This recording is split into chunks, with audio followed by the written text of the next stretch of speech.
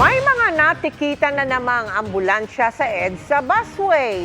Ito'y sa gitna ng kalituhan kung pwede ba silang dumaan doon kung may susunduing pasyente.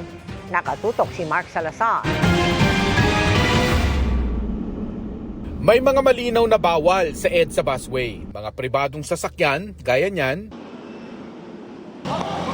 pati mga pribadong motorsiklo na pinakamarami sa mga lumalabag. Pero may kalituhan sa mga ambulansya dahil hindi pala lahat sila ay pwede sa busway kahit may emergency susunduin. Kung walang sakay na pasyente ay hindi po pwedeng gumamit ng bus carousel. So even yung excuse na pipick up kami ng pasyente ay hindi po ina-accept dahil otherwise lahat po magkiklaim na papunta sila sa pasyente.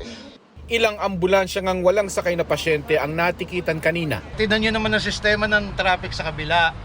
Ay kung dito ako dadaan, ay bago ako makarating daw sa amin lugar kumbaga maano na oras. Humingi po kami ng pasensya. Dahil bagong driver po ng ambulance, may tawag lang po sa barangay namin na pipikapin ngayon na ihatid. Kaya po napamadali kami dito kami dumaan sa busway. 4 na ambulansya ang natikitan dahil walang pasyente. Hinuli rin ang sasakyan ng PIDEA at AFP na dumaan ng hindi naka-duty.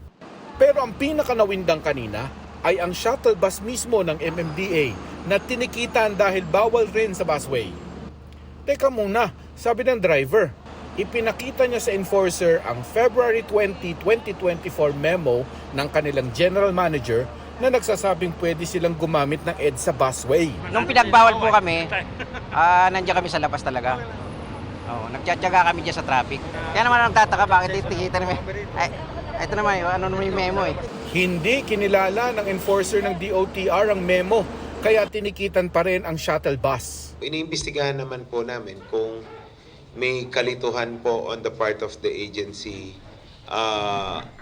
Ako po na lang personal ang magbabayad po ng penalty ng ating driver. 5,000 pesos ang penalty na sadyang pinataas para kabahan ang mga violator.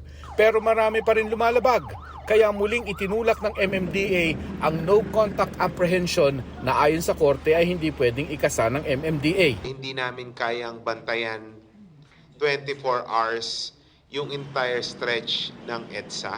Nag-usap po kami kasi ng LTO tungkol dito. Since hindi naman sila kasama sa pinagbawalan ng Korte Suprema. Kaya MMDA na lang ang magmo-monitor sa CCTV at LTO ang magpaparusa.